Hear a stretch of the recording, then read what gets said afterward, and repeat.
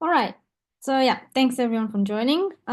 Today I'm gonna talk about causal discovery for endogenous context variables with an application to soil moisture atmosphere feedbacks. And this is work done together with my colleagues from the TU Dresden and the TU Berlin, and also from the VU. So it's a work that has been coming out of this XAIDA project. And the motivation is actually comes from the fact that we've seen more and more droughts also in Western and Central Europe in the last years. So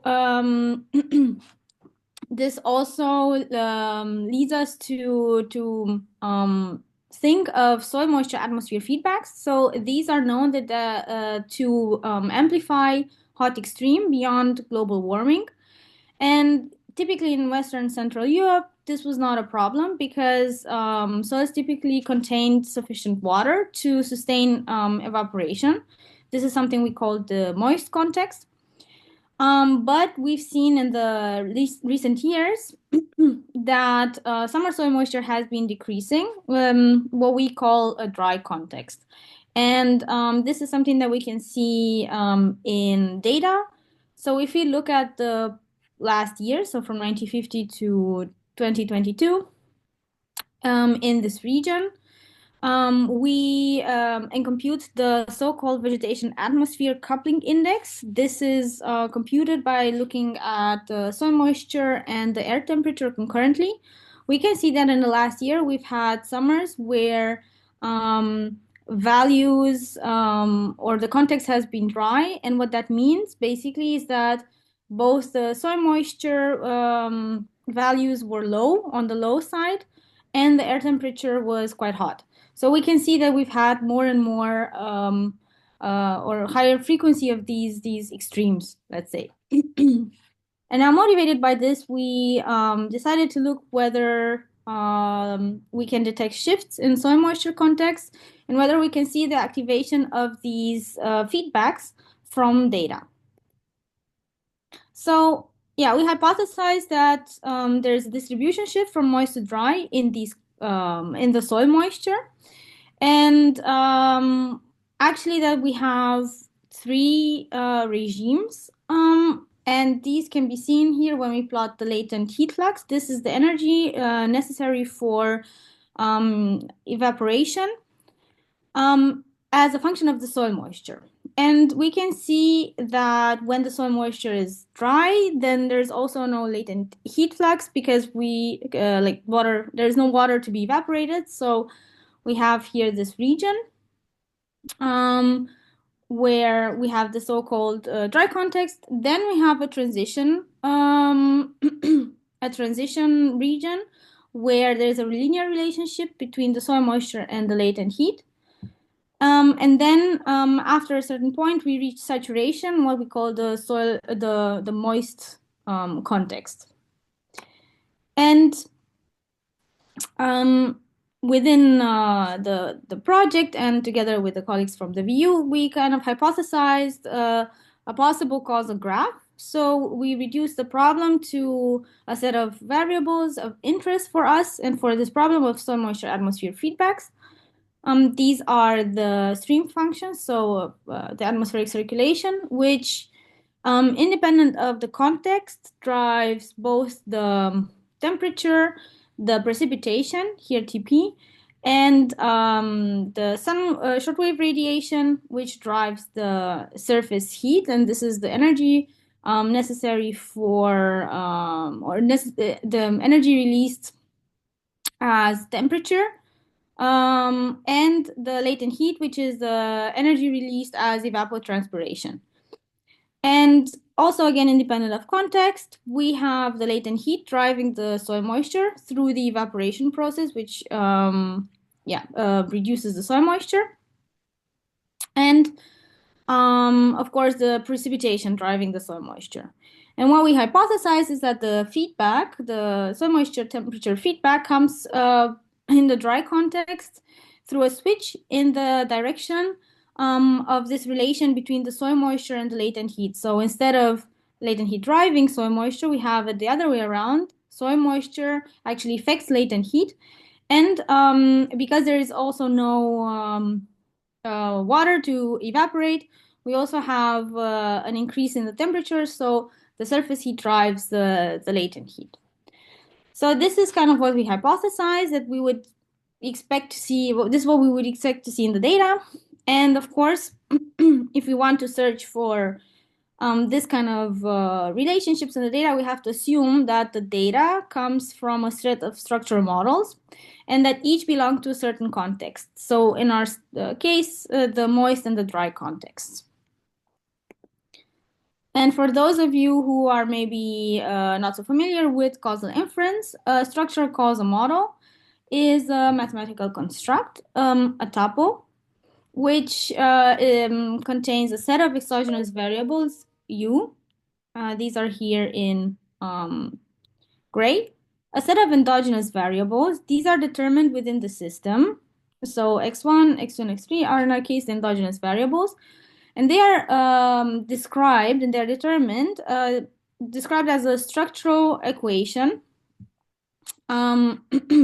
which uses their parents. So the direct causes of the corresponding variable and its exogenous noise. So basically for x2, we would have x2 as a function of x1 because x1 is its direct cause, so it's causal parent, and u2.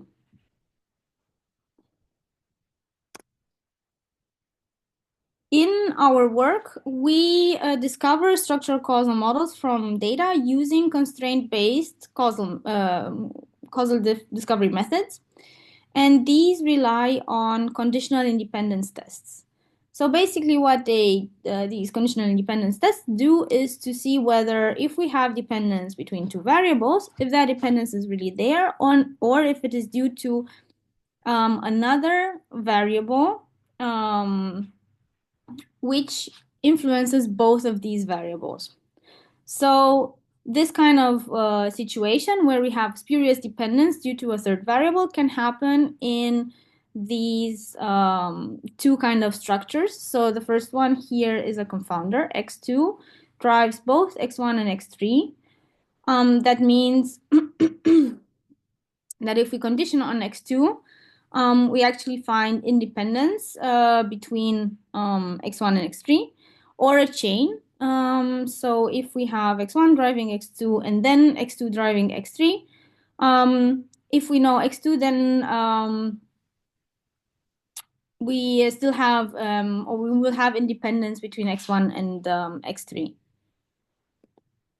On the other hand, this kind of structure, in this kind of structure, the opposite happens. So we have x1 and x3 both driving x2, which actually leads to dependence if we condition on x2. So one simple example would be that if you know that there is an open position which could be filled, let's say that is x2, and you have two candidates applying. If you know the position has been filled and one candidate has been rejected, then you have information about the other candidate, whether the other candidate has been rejected or not. So yeah, in this case, we kind of find, we kind of open a spurious correlation between x1 and x3 by conditioning. And in the constraint-based methods that we use, we kind of look for these structures in data by searching for conditional independence between two variables given a third one or a set of variables. So Z can also be a set of variables. And if we find such a set called the separating set, then we remove the edge between the two variables. And we do this iteratively, incrementing the size of Z until we either have found conditional independence or we have exhausted the set of variables we can condition on. And before I move on, I think it's important to also understand what we mean by a context variable. And I kind of hinted towards it in the beginning. Context variable is what indicates to which context the data point belongs, right? So we were talking about the dry context or the moist context. But for us, it's a bit more than that. We model the context switch as a non-additive relationship. So basically, assume we have these two variables, x1 and x2, and in one context, there is no dependence between them, while in the other there is. What we do is to model the context, to model this switch in the context using a context variable c. And here for this case, it's just a simple multiplication with x1 to compute x2, basically. So what we say is that c influences x2 also together with x1. And yeah, if we just compute this, we would reach actually the fact that for C0, there is no dependence, and for C1, there is this dependence where x2 is a function of x1. And we can summarize this information graphically in this so-called union causal model or union graph, where we explicitly model the context variable C. As I said, because of the way we model it, the context variable is actually a parent of the variables that have changing links between the system, and that's a bit more than only just indicating to which context a data point belongs. And one thing to mention is that in this example here, in this simple example, the context variable is exogenous, so there are no other variables in the system driving it. But if we go back to our soil moisture example, we actually realize that the contexts we're interested in can be derived from the soil moisture variable or even from more variables, but let's just focus on that for now. And let's just say that C is derived from the soil moisture variable. So basically, C, our context variable, is not exogenous, but rather endogenous.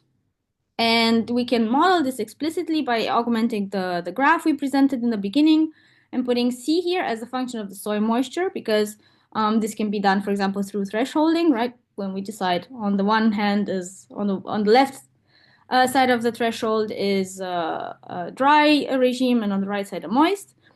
And C also points towards the latent heat, because this is the variable for which the parents change in the dry context.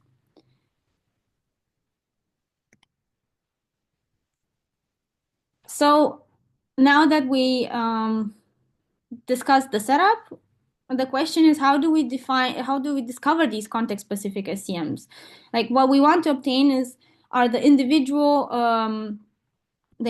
graphs from which we can also then compute the union of them, but we want to see how do these changes occur from one context to the other. And to further make this problem easier and to exemplify, I just reduced this to 3 variables.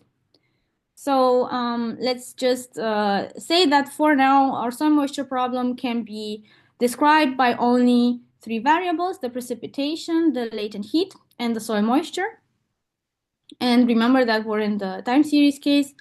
So we have both contemporaneous and lagged relationships. So the relationship between the precipitation and the soil moisture is, in our case, contemporaneous, while we have a lagged relationship to the soil moisture. Here we also, again, explicitly put the context variable, which is computed as a deterministic function of the soil moisture. And we assume that we don't have any contemporaneous cycles. Now, ideally, we want to obtain these 2 graphs. So the left one for the moist context and the right one for the dry context, where we have this additional link from the soil moisture to the latent heat. So how do we search for these context-specific SCMs? One intuitive way would be to apply causal discovery on the individual data sets. So taking the points that belong to one context and then applying causal discovery on them. This is what regime PCMCI does, for those of you who are familiar with it. And ideally, this would be the result we would obtain, the true causal graph. And yeah, this would be for the other context, or for the dry context, we would ideally obtain this result. However, there is one important thing to think about. By doing this kind of approach, so taking the individual data sets, we are actually conditioning on our context variable, right? Because we're taking the individual the points for the individual context. And the context variable here is a child of a collider. And conditioning it can lead to selection bias. We've seen that conditioning on a on a collider can introduce spurious correlation, and this is also equivalent for the children of the collider.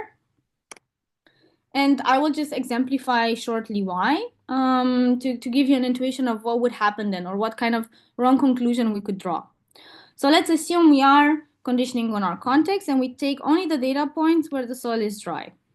Dry soil can occur when we have low precipitation or and high latent heat. So if we condition on the dry cases only, so only look at the cases where we have dry soil, we would most probably observe a lot of data points with low precipitation and high latent heat, maybe some points with high precipitation and high latent heat, but most likely we would just wrongly conclude a negative correlation between the precipitation and the latent heat. So this would actually give us the wrong conclusion. And furthermore, in the constraint-based causal discovery methods, errors propagate. So we would actually risk really not finding even parts of the correct graph. So this is quite problematic. And of course, this is not the only problem that we have with these kinds of real world problems. So I discussed selection bias. We could also have contemporaneous cycles because of the available time resolutions.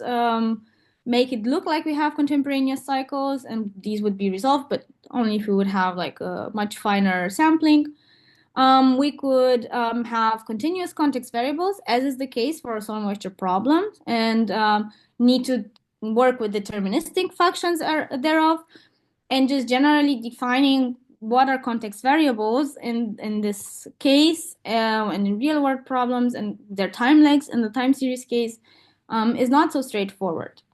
And yeah, because we cannot deal with everything at once, we decided to just focus on one problem first, and that is the problem of selection bias. And this is novel and interesting because most of the works that work with these kind of context causal graphs assume an exogenous context variable.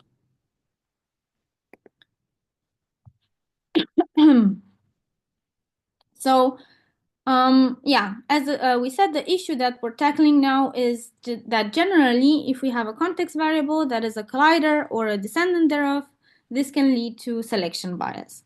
And we propose in our recently published paper at NeurIPS an approach which combines independencies from the pool, so from the entire data set and the individual data sets, in order to reduce selection bias.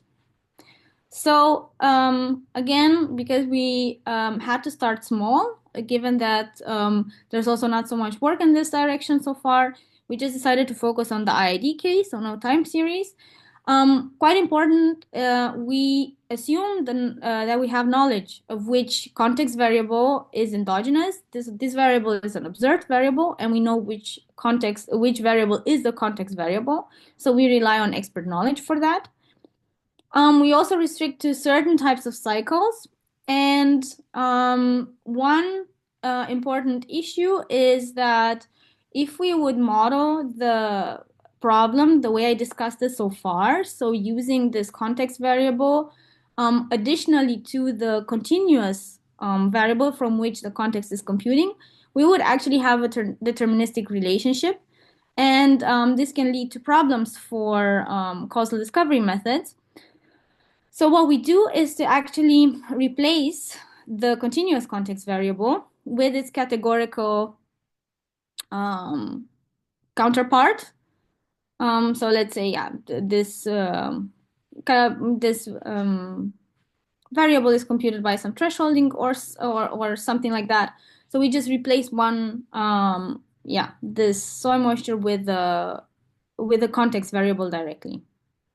This is the current workaround for this problem. And we propose an algorithm which is quite simple. So it's not, it's a simple tweak, let's say, to do a way of doing constraint-based causal discovery typically. And the intuition starts from, again, this observation that working on the individual data sets is equivalent to conditioning on the context variable, while using the entire data set is equivalent to not conditioning. And as we were seeing before, if we condition on the context variable, we actually only get problems upstream of the context variable. So basically, this variable is a collider or a child of a collider. Then we introduce spurious correlations in its ancestors. But then that means that downstream of the context variable, we wouldn't have a problem. So when looking for links that change downstream of the context variable, we wouldn't have this issue of selection bias. So that's what drove us to the intuition that we can, in a simple way of saying it, try both the individual and the entire data sets, and that we're guaranteed to find the correct links, or so to say that we're guaranteed to remove the incorrect links, because we would test both on the entire and the pool data set, and the relationship between the parents of the context variable and its children. And then for the downstream variables, we would also ensure that we would test both the individual and on the entire data sets. However, we don't do this sequentially, so by brute force, but we actually just have an adaptive way of testing. So basically, whenever the context variable is in the conditioning set, then we test on the individual data sets, and whenever the context variable is not in the conditioning set, we test on the entire data set.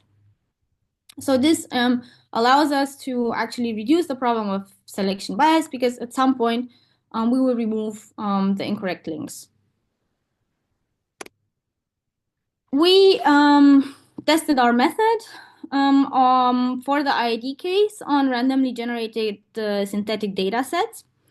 And we compared two kinds of approaches. The first one is here written as known context variable adjacencies. So what this means is that for this version, so the versions with the dashed lines, we hard-coded the links that are going into or from the context variable. And the reason we did this was because conditional independence testing with mixed type data is quite a difficult problem. So we decided to see what would the result of our algorithm be if we would ignore that problem, or if we would assume that problem away, so to say. So that was one version, and the other version was where we did not hard code any kind of adjacencies, and we just let the algorithms search for all the links in the graph. And these are the results with the straight lines. We compared our approach with taking the individual data sets. These are the lines in red, or taking the entire data set only. these are the results in orange, or with the baseline, which is a not adaptive way of testing, but rather just doing a union of the results of the individual and the entire data sets in order to find basically all the links. And this, in theory, should also work too. It just has a much higher number of conditional independence tests. So what we observe is that our method, so the one in green, reduces the false positive rate for both of the cases with and without known adjacencies, as expected. However, we do see a difference between the case with and without the known adjacencies. For all of the algorithms, we see that the false positive rate is indeed a bit higher. And we see that the highest false positive rate is the one with for the individual data sets, so kind of as expected. In terms of the true positive rate, we can see again that our method performs best, especially for the case where we know the adjacencies. And we see that the individual data sets actually perform worse. So all in all, we could draw the conclusion that our algorithm is working and is working as expected and is improving, especially the false positive rate. Now going back to our soil moisture problem, which was the whole motivation for this algorithm. We did, of course, apply or try to apply it to data and see what we obtain.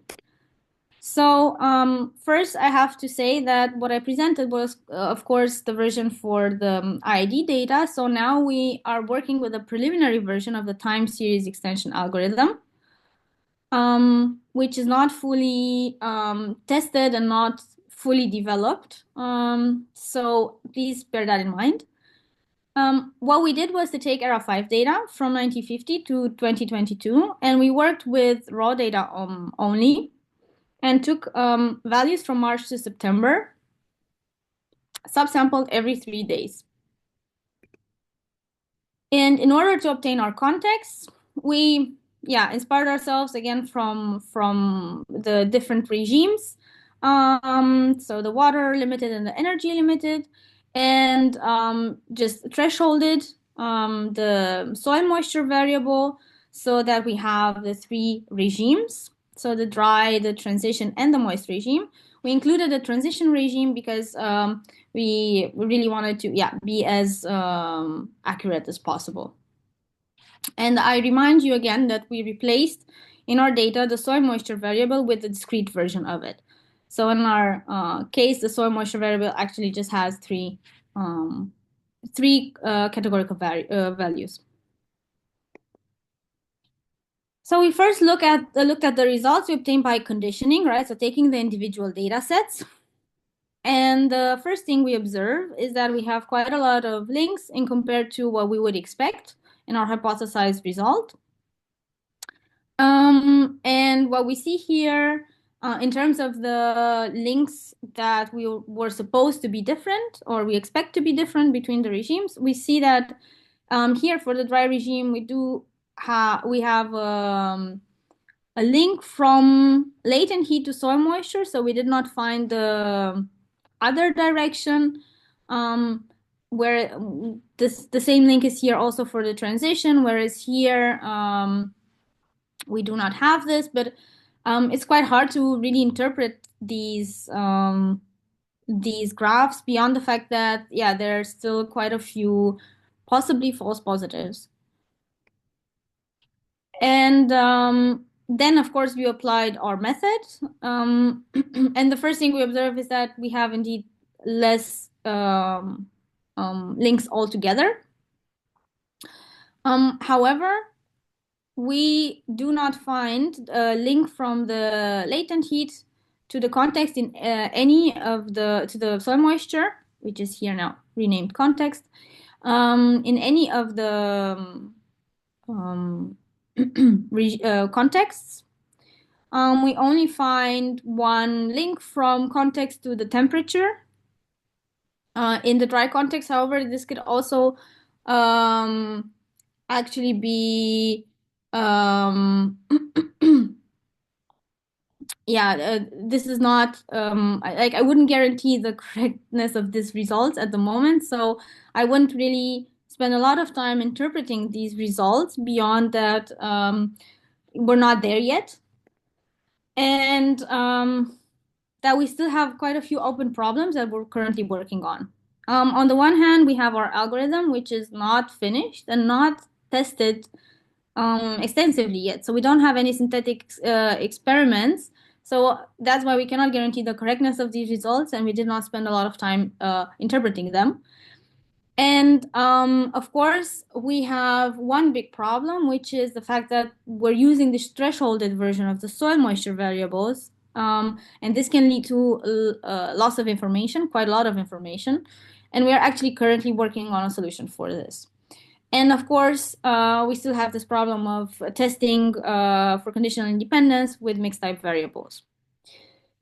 This is on the one hand for the algorithm, but also on the application side, we have to think a bit better about how we are using the data and about some implications. So on the one hand, we're using reanalysis data, and this could be problematic if there are inconsistencies between the underlying structural causal models between the observed and the filled-in data. We did not do any detrending.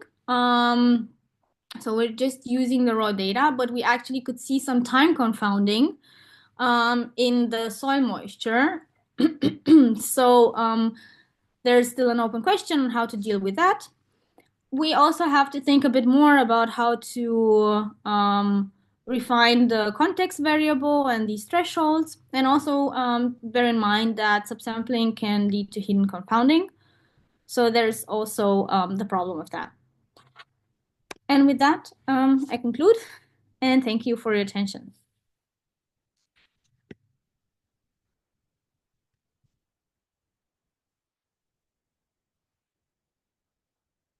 Okay. Are there any questions?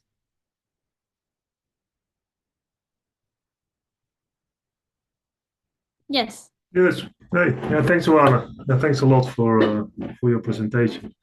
So I think I heard it now a couple of times, and I think I nearly understand you now. Yay.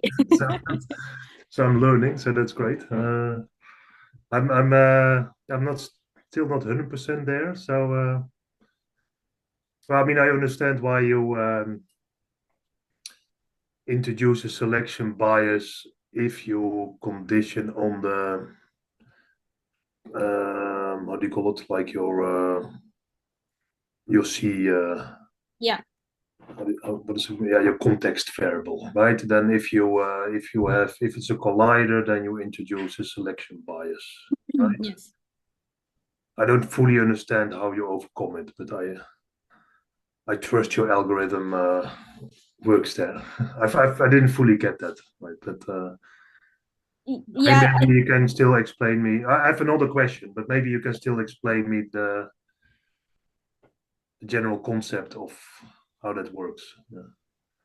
Yeah. So basically the idea is that, yeah, as you said, if we condition on a collider, then we introduce this bias. So basically we have to ensure that whenever we're working with the parents of the context variable, um, or actually we just have to ensure that we don't condition on this variable, especially, yeah, when we're looking at the parents of this variable. So basically, because we use both the entire and the individual data set, like um, in the case you would, when you're using the entire data set, so you would start by using the entire data set, right? So you would test, and you would find that the parents of the context variable are the um, um, precipitation and the latent heat. And given that you found that on the on the individual data sets, you will actually avoid then testing, or actually we'll avoid conditioning on the context variable. But then when you're looking downstream, so when you're here, you actually want to look at the um, individual data sets, because everything that is downstream of the context variable should have or could have changes in between the contexts. So then, You mean downstream? You mean when the context variable acts as a parent? yes, Okay. when the context variable is a parent, basically. Right. Yeah, that's where, because that's why I said it's important to bear in mind that the context variable indicates where the changes happen. Mhm. So yeah, so basically when doing that, we want to look at the individual data sets. And then we use the context in the conditioning set.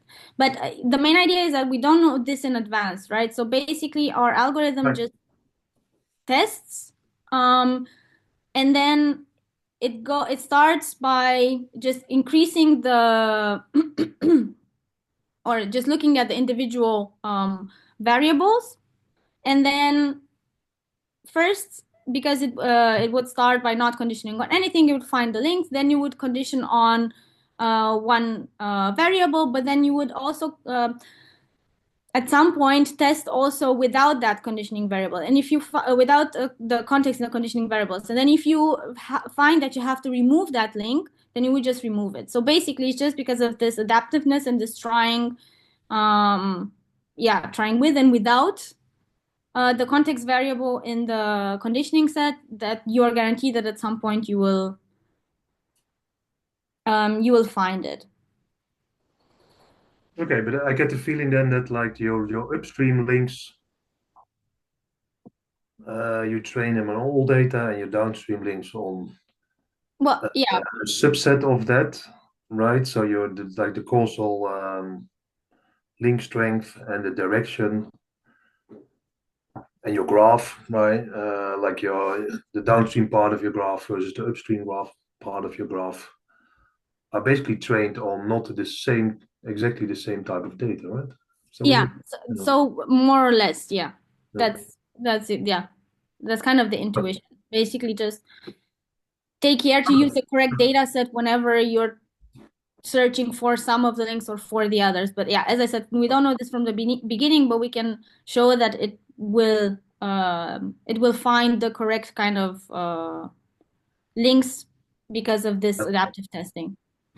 Okay, now that is actually super helpful. Now I understand the problem, and I understand roughly how the solution is found. Makes sense. Yeah, thanks.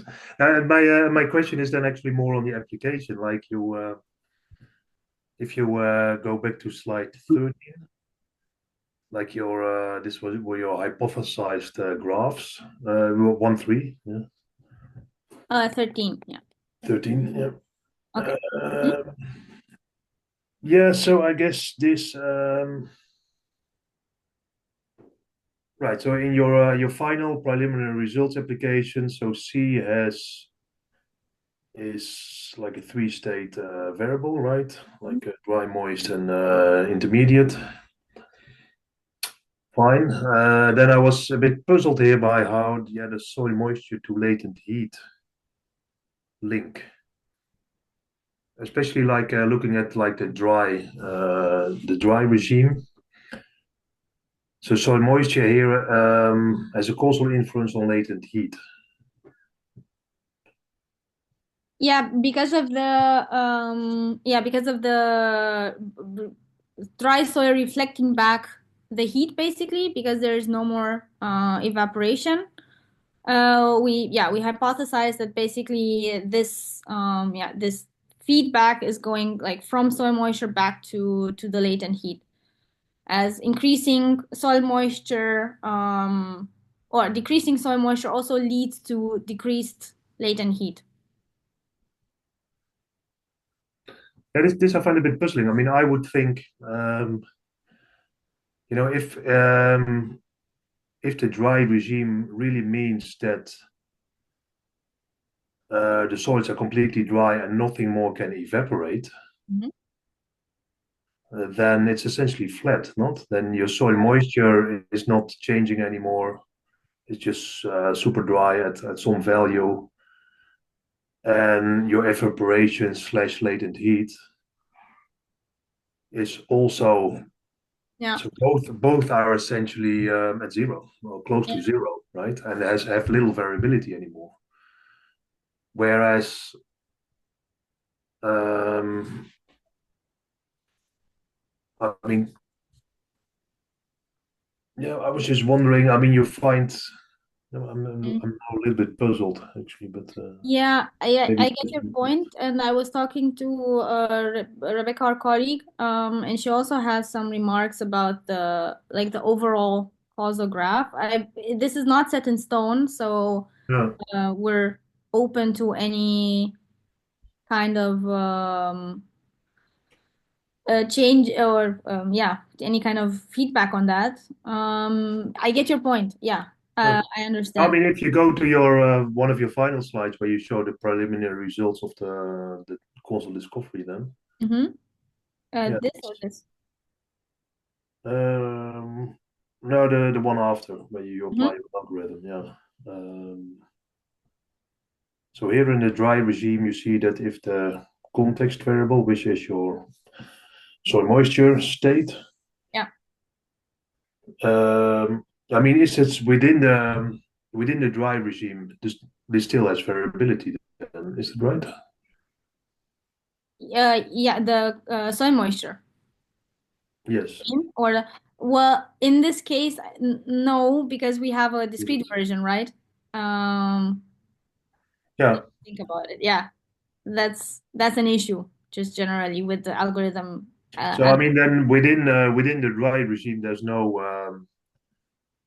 the variable context slash soil moisture does not have any. It's flat, right? Yeah, yeah. So This is how actually can it this have is an influence then on T2M? yeah. This is because of the time lag. So that's why I said our algorithm is not like fully tested, and not 100%. It might not be 100% correct because this is something we also saw today.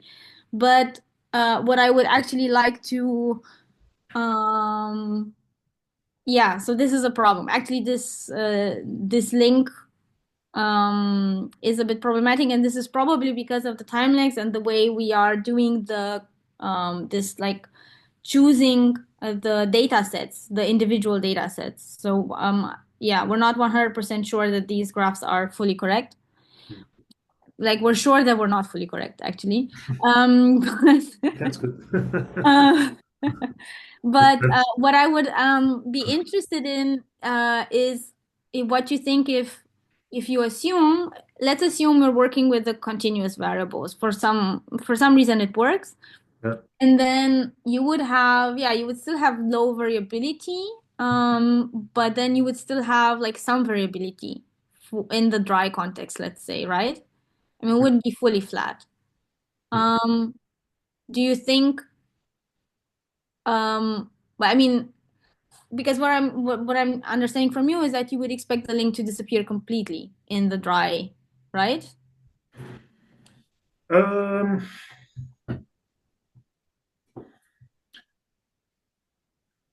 yeah, I would have to think about it actually. I mean, I have the feeling one should write down a simple energy balance of the land surface, right? And this um,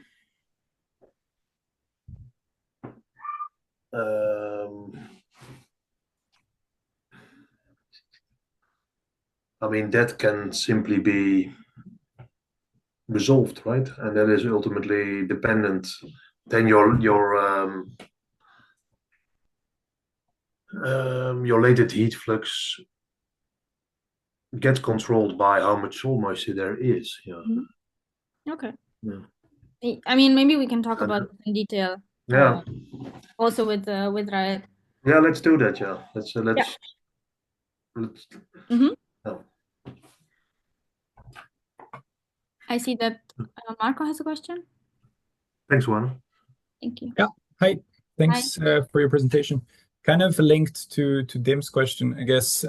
Could you go over again why we're doing this discretization of the context variable? You were talking about something being deterministic. I didn't catch that very well. Yes. So let me go here. Okay, so on the one hand, this discretization is because you can be in either in one regime or the other, right? So that's kind of a way of putting it down to you're either in this regime or the other. However, like for our case, if you would have like an exogenous variable, you would just, I don't know, think about something that changes but without an other external intervention, then that's actually fine. But in our case, we don't have this kind of setup. Our regime or context switch is given by actually the soil moisture level, right? So when the soil moisture is very dry, that's why we compute the context variable as a function of the soil moisture. This is a deterministic relationship. And this is problematic for causal discovery I algorithms. see. Since you want your context to be kind of to have parents that are within your graph that you're trying to discover. Yes. Okay. And the idea is that we're now working on extending this so that you can still, because ideally you would want to still be able to use the continuous variables, but also use the knowledge that you're in a certain context without having this bias, like this selection bias. So basically right now we're thinking about whether there's some way to still use the continuous values and this additional, like this information that you're in one context or the other. But this, we reduce the problem to like its simplest form for a very first I see. algorithm. Yeah. Okay, thanks. Yes, Pascal? Thank you for your presentation. So I certainly have to, so I'm not as good as Dim, so I certainly have to look at the presentation again to understand everything. But so I have one very naive question. And so do you have a procedure to decide whether the outcome of your computation is the right answer? Because here you describe a procedure to give an answer, but how do you know that it's the right answer? Well, except, I mean, for true data, that's really difficult because we don't know the ground truth, right? That's why we have this hypothesized graph and hope that expert knowledge is enough to validate. But what we did here, for example, is to work with synthetic data where we really knew how the graph looks like. So we generated first the graphs, then we generated the data, and then we could validate that. But the problem, like one big problem, and the general problem is that we don't know how to validate, or we can't validate the results on the data in terms of a ground truth because we don't have it. So we can only see, I mean, what we do right now is to just say we have some expert knowledge and we know at least part of the graph should be like that because of physics, and then we search or we validate, in that sense. But there's also other works that validate graphs, also informed in some other respects, for example, like stability. But in terms of knowing whether this is a true answer, this is a very tough question. And yes, so I have more technical questions related to climate sciences. In some climate models, soil moisture, the lower value of soil moisture is actually hard coded and it's a finite number, so it's never zero. So you can never go to zero. It's a number. It's different from one model to another, and I don't know about reanalysis data, but it's probably hard coded to a finite value. So I don't know if it has any impact on the variability of the results you're showing. And my other question or comment is that you take into account evaporation, some fluxes, but nothing close to wind speed, and evaporation is very much connected to wind speed. Because you don't just need solar irradiance. You need, if you want to dry your clothes outside, it's extremely efficient to do it when there is wind, and more than when there is a sun. So, are you thinking of how would you take this into account if it was very important? Well, yeah, these are really good questions. So since I'm on the methodological side, this is a bit hard for me to answer them. I will just discuss them because I'm working closely and we're working closely with Riot as our expert on this because I really have very limited knowledge, almost no knowledge of climate science, unfortunately.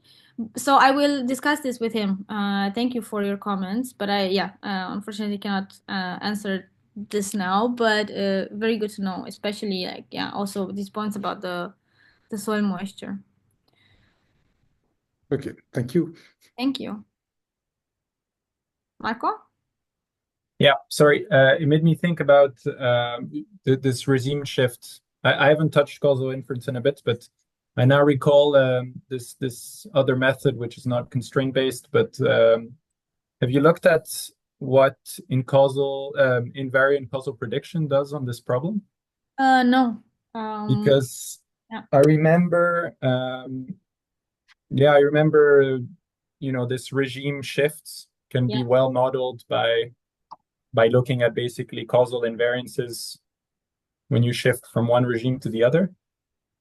And it seems to be a similar, at least in the application, a similar problem where you want to see the underlying graph under different contexts, right? Yeah, you're right. Sorry, go for it. Yeah. No, you're right. We did not see that. We only restricted ourselves to constraint-based methods for now, and also in our experiments when we compare to some other methods. Also, I am not sure, and I would have to check what the assumptions for the invariant causal predictions are, because if I remember correctly, you assume that you have an intervention, and that's also again exogenous. So I'm not sure if they account for this kind of setup at the moment. Yeah, you're right. Yeah, I think you have I think you have that. So I would have to go check. Yeah. I don't wanna. Yeah. No, I think you're right.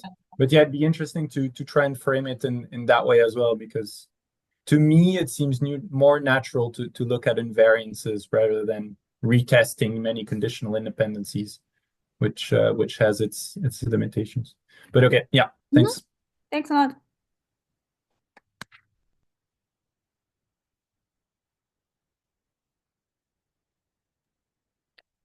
Okay. If all the questions have been asked, maybe we can wrap up here. But fine. Okay. Thank you, everyone.